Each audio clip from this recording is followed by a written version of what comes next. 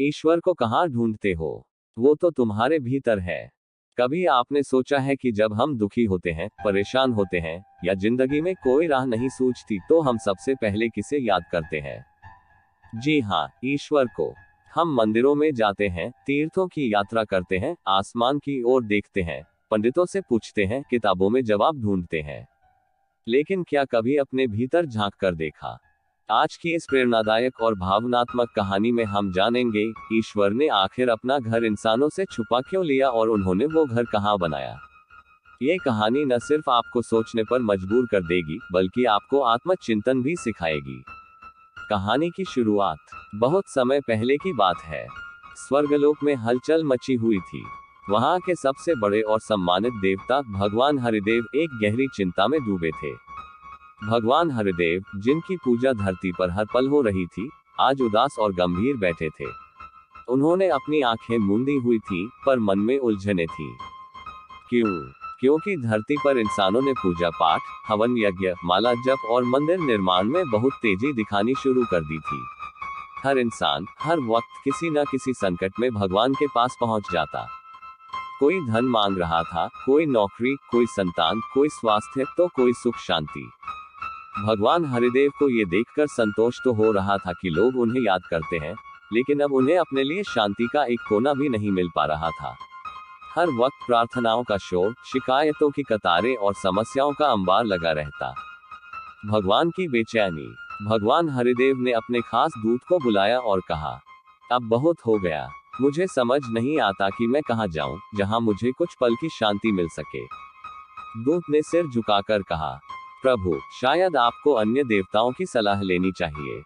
भगवान को ये बात ठीक लगी। तुरंत एक विशेष बैठक बुलाई गई, जिसमें ब्रह्मा जी, विष्णु जी, महादेव, इंद्र, वरुण, वायु, अग्नि और सूर्यदेव सहित सभी देवता मौजूद थे। देवताओं की सभा। बैठक शुरू होते ही भगवान हरिदेव ने गहरी सांस ली और बोले, मित्रों, मेरी यह पीड़ा सुनिए। इंसानों ने मुझे पूजा के नाम पर चैन से जीने नहीं दिया। हर वक्त कोई न कोई फरियाद लेकर आता है। मुझे शांति चाहिए, ऐसा कोई स्थान बताओ जहां इंसान कभी न पहुंच सके। मैं वहीं जाकर विश्राम करूंगा। सभी देवता सोच में पड़ गए। देवताओं की सलाहें। 1 ब्रह्मा जी बोले, प्रभु, आप ब्रह्मलोक चले जाइए। वहां कोई मनुष्य नहीं पहुंच सकता। हरिदेव बोले, एक दिन विज्ञान और तप से मनुष्य वहां भी पहुंच जाएगा।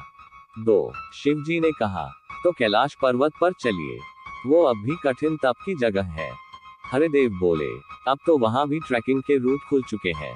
इंसान वहां भी आ जाते हैं। 3 इंद्रदेव ने सुझाव दिया, प्रभु, समुद्र की गहराई में छुप जाइए। हरिदेव बोले, इंसान तो अब समंदर की भी गहराइयां नाप रहा है। 4 वरुण देव ने कहा, तो फिर अंतरिक्ष में चले जाइए। हरिदेव मुस्कुराए और बोले, वहां तो इंसान पहले ही कदम रख चुका है। चांद और मंगल तक पहुंच चुका है। अब अंतरिक्ष भी सुरक्षित नहीं है। अब सभी देवता चुप हो गए। ऐसा कोई स्थान नहीं बचा था जहां इंसान न पहुंचा हो या भविष्य में न पहुंच सके। सूर्यदेव की समझदारी। कुछ पल की चुप्पी के बाद सूर्यदेव बोले, प्रभु, अगर आप मेरी बात माने तो एक अंतिम उपाय है। हरिदेव ने आश्चर्य से पूछा, क्या? प्रभु, आप इंसान के हृदय में प्रवेश कर जाइए। वहां वो कभी नहीं देखता। वह आकाश में ढूंढता है, मंदिर में खोजता है, मूर्तियों के आगे सिर झुकाता है, लेकिन अपने भीतर नहीं झांकता। भगवान हरिदेव चौंक गए। ये बात उन्हें बहुत गहरी लगी।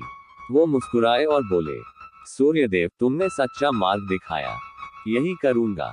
आज से मैं मनुष्य के हृदय में निवास करूंगा। नया ठिकाना, इंसान का हृदय। उस दिन से भगवान हरिदेव ने अपना नया घर बना लिया, इंसान का अंतरतम। वो हृदय में छुप गए, और जैसे ही उन्होंने ऐसा किया, धरती पर उनका कोई ठिकाना नहीं रहा। अब लोग मंदिर मस्जिद में उन्हें खोजते रहे, पर वो वहां नहीं मिले। इंसान की उलझन। समय बीतता गया। पूजा पाठ, व्रत, उपवास, दान पुण्य सब चलता रहा, लेकिन फिर भी इंसान को सुकून नहीं मिला। क्यों? क्योंकि वह ईश्वर को बाहर ढूंढता रहा, जबकि वो तो उसके भीतर बैठा था। इंसान मंदिर जाता, घंटी बजाता, दीपक जलाता, पर जैसे ही लौटता, फिर से चिंता, फिर से तनाव, फिर से दुख। वो भूल गया कि भगवान बाहर नहीं, उसके मन में है। एक छोटे गांव की कहानी। एक बार की बात है, एक गांव में नीलू नाम की एक सीधी सादी लड़की रहती थी। वो दिन रात पूजा करती थी, मंदिर जाती, व्रत करती, सब कुछ। पर उसकी माँ बहुत बीमार थी। वह रोज भगवान से प्रार्थना करती, लेकिन कोई चमत्कार नहीं हुआ। एक दिन एक संत उस गांव आए। नीलू ने संत से कहा, बाबा जी, क्या भगवान सच में है? मैंने तो सब कुछ कर लिया, पर माँ ठीक नहीं हुई। संत मुस्कुराए और बोले, बेटी, तुमने भगवान को बाहर ढूंढा है, कभी अपने अंदर झांका? नीलू चुप हो गई। संत बोले, जब तुम अपने भीतर के प्रेम, करुणा और सेवा को जगाओगी, तब भगवान तुम्हारे करीब होंगे। नीलू ने वही किया। उसने खुद से सेवा शुरू की, माँ का इलाज करवाया, खुद मेहनत की। कुछ ही महीनों में माँ ठीक हो गई। अब नीलू को भगवान की तलाश नहीं करनी पड़ी, वो हर पल उसे महसूस करने लगी अपने अंदर। आत्मचिंतन का पाठ। इस कहानी का यही सार है। ईश्वर कहीं बाहर नहीं है, वो आपके भीतर है। जब आप दूसरों की मदद करते हैं, ईमानदारी से जीवन जीते हैं, अपने विचारों को शुद्ध रखते हैं, तो आप अपने हृदय में भगवान को महसूस कर सकते हैं। ध्यान, मौन और आत्मचिंतन, यही ईश्वर से जुड़ने का सही तरीका है। आज का संदेश। हम जब भी दुखी होते हैं, सबसे पहले मंदिर भागते हैं। लेकिन क्या कभी अपने मन के मंदिर में झांक कर देखा? ईश्वर वहां बैठा है, शांत, स्थिर और प्रेम से भरा हुआ। हमें बस इतना करना है कि भीतर की आवाज को सुनना सीखें। उसी में भगवान की झलक है। तो अब अगली बार जब भी आप भगवान को पुकारें, तो एक बार अपनी आत्मा की तरफ देखें। वहीं वो हंसते हुए कहेंगे, मैं तो यही हूँ, हमेशा से।